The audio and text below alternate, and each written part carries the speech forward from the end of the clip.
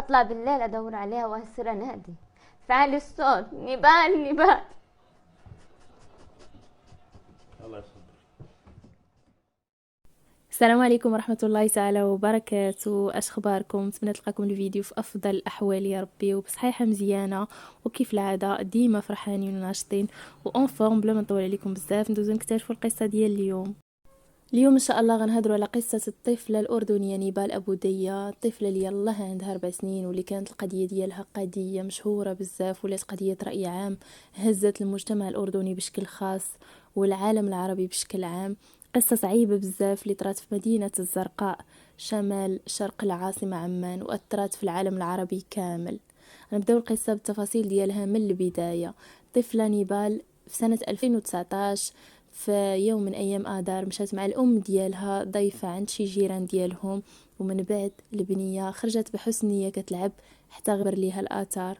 الأم فاش انتبهت أن بنتها اللي يلاه عندها 4 سنين ما كيناش حداها بدات كتقلب كتسول هنا وهنا حتى لقات البنت ما عندها حتى آثار.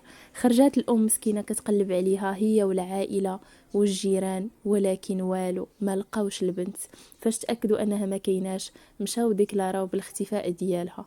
داز النهار الاول ديال البحث وما كانت حتى نتيجه. البوليس داروا جهد كبير وكلفوا فريق كبير بالبحث على البنيه لانها مازال صغيره بزاف. استعنوا بالكلاب البوليسيه وبالدرون، ولكن واخا هكاك استمر الاختفاء ديال نيبال. داز 3 ايام ومن بعد لقاو الكلاب البوليسيه البنيه جثه هامده في العماره اللي مقابله لدارهم. تخيلوا معايا البنت اللي والديها ما خلاو فين قلبوا، كانت غير قريبه بزاف، كانت حدا دارهم جثه هامده مغطيه بقطع ديال الخرده. وغير بالمعاينه الاوليه ديال الجثه كان واضح ان نيبال تعرضت لاصابات صعيبه في راسها. الشرطه العلميه هزوا جميع الادله اللي ممكن تفيدهم في البحث ديالهم واللي كانت في مسرح الجريمه، وداو جثة البنت عند الطبيب الشرعي من أجل التشريح. فاش خرجت نتيجة التشريح بينات أن البنت تعرضت لضربات صعيبة في الرأس اللي كانت سبب الوفاة ديالها وأدت لتهتك الدماغ وكسور في عظام الجمجمة، لأن الضربات كانت قوية بزاف بشي أداة قاصحة. العائلة مساكن تصدموا صدمة كبيرة لأن البنية اللي كيشوفوا بها حياتهم مازال صغيرة، ما كانوش متوقعين هاد النهاية بتاتا. شعور الأمهات شو كنت تسوي؟ كنت تنزلي معهم تدوري؟ كنت تسألي؟ اكيد يعني زي اي ام فقدت طفلة، يعني اقعد انهار، اقعد يومين ما اقدرش اقوم على الفرش اطلع بالليل ادور عليها واصير انادي في عالي الصوت: نبال نبال. الله يصبر.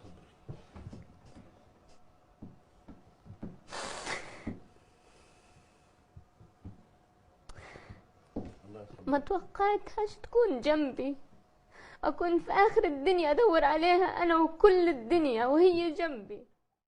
العائلة مساكن تصدموا بزاف وعاشوا ظروف صعيبة وتأزمات الحالة النفسية ديالهم، حيث كان عندهم أمل يلقاو البنية حية غير تالفة في شي بلاصة، وحتى حد ما تسنى هاد النهاية الخايبة بزاف.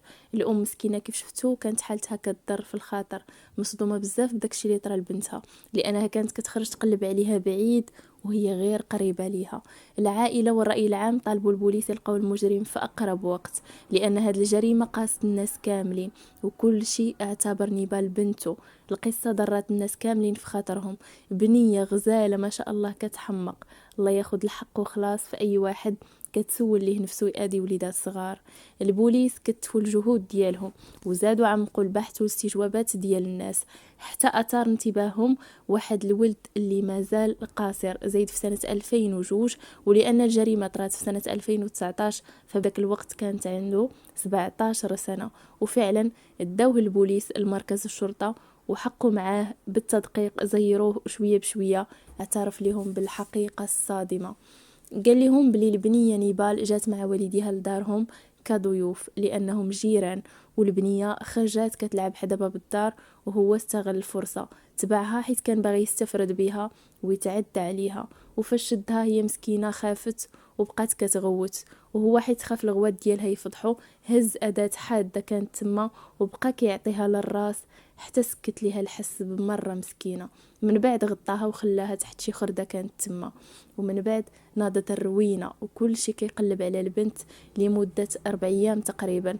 عاد لقاوها البوليس في ديك البلاصه بمساعده الكلاب البوليسيه، وعاد شابهوا بداك الحدث وشدوه واعترف بالجريمه البشعه اللي دار في ديك البنيه مسكينه. المجرم وقفوه البوليس بتهمة القتل لأنه دار جريمة كبيرة بزاف، قتل البنية صغيرة وقتل معاها حتى عائلتها لأنهم عاشوا ظروف صعيبة بزاف بسبب داكشي اللي وقع ليها. المجرم تحكم بحكم اللي غادي يبان لكم بسيط وحتى انا جاني بسيط، اللي هو 12 عام، لأنهم اعتبروه قاصر وقالوا باللي سنة واحدة هي اللي عتقته من المشنقة.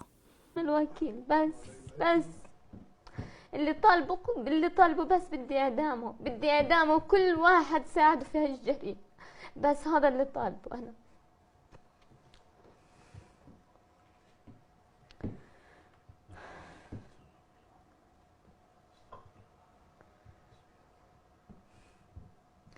شايفين ام نبال؟ يعني والله تعجز اي كلمة في مواساتها، او انه شو ممكن يحصل حقها، حق بنتها. الحق على مين؟ الحق على مين اللي بيطلع حدث بعفو عام؟ أصبح مجرم موجود بالشارع، موجود بيناتنا. طبعا وين كان؟ في مراكز الأحداث. مراكز الأحداث ما حدا بيعرف عنها شيء. ليش؟ من باب الخصوصية والسرية. طب وين تقاريركم؟ وين حسب القانون تقاريركم اللي بتكشف ايش عم بيصير جوا مراكز الأحداث؟ شو اللي عم بيصير بالضبط ليطلع حدث يقتل طفلة؟ حسبي الله ونعم الوكيل فيكم كلكم، اللي عم بتخلوا أم لسه عم بتربي بنتها 4 سنين 4 سنوات. أم نبال انت مطلبك اعدامه وده امه مشتركة معاه كمان اعدامها. كيف شفتوا الأم ديال الضحية نيبال ما كانش راضية نهائيا على الحكم اللي تحكم به على القاتل ديال بنتها، لأنه تحكم غير ب 12 عام، حيث اعتبروه مازال حدث مازال ما كمل 18 عام، حيث في العمر ديالو يلاه 17 عام.